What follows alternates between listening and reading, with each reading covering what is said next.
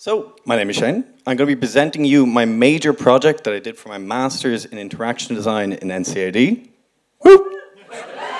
And I did it with Accenture, the doc, as collaborating with me. Thank you. And what success looked like for me during this project was establishing foundational design principles for human-AI interaction in dementia.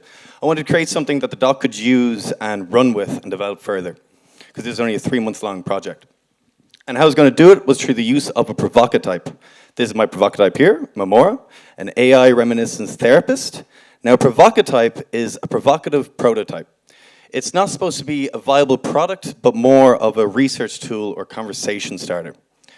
And how I got to here was based on reading academic papers, talking to experts, and then based on observations in nursing homes I did.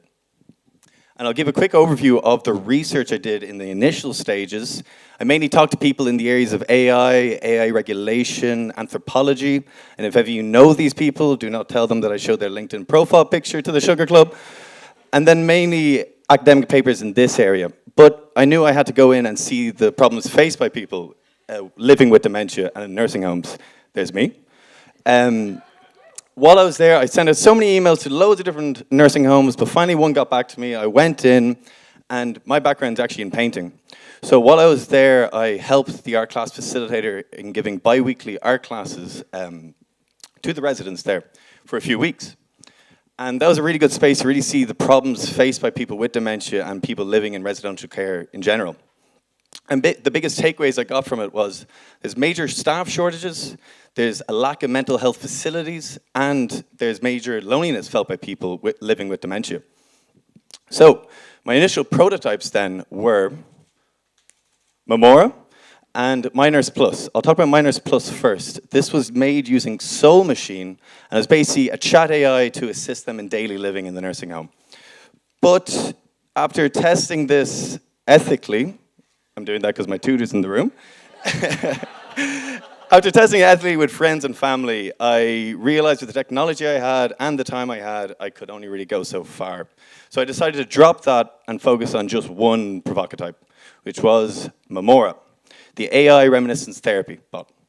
And reminiscence therapy is a form of talk therapy for people living with dementia, where they talk through their lives or different periods of their lives and often shown photos to help stimulate that. And Memora would, using chat AI, encourage users to share cherished memories, usually asking around 6 to 8 questions. And then once it had enough information, it would print out a photo and using Gen AI to depict that memory or scene. And this actually worked. I made it by creating a custom GBT in ChatGPT called The Therapist and hooked it up to a Polaroid printer in the shell of Memora. So it actually worked, and people really liked it. And it was able to, from that, I just went out and started testing and testing and testing on dozens and dozens of people, ages ranging between 20 to 85, and people liked it. And it filled people with a sense of wonder and awe. But it was because of that that I was really only scratching the surface of trying to come up with my design principles. Felt like they weren't really going anywhere with the conversations I was having, so I knew I had to change tactic. That's when I decided to go to dementia experts. So after contacting the 2 memory clinics in both the Mater and St. James's, I interviewed the doctors there in the memory clinics. That was really good. They're all lovely. And I was able then, that facilitated the conversations needed to come up with these design principles. So once I had my draft design principles, I went back to Accenture in the doc and ran a workshop with the Human Science Studio there, which is a team of researchers.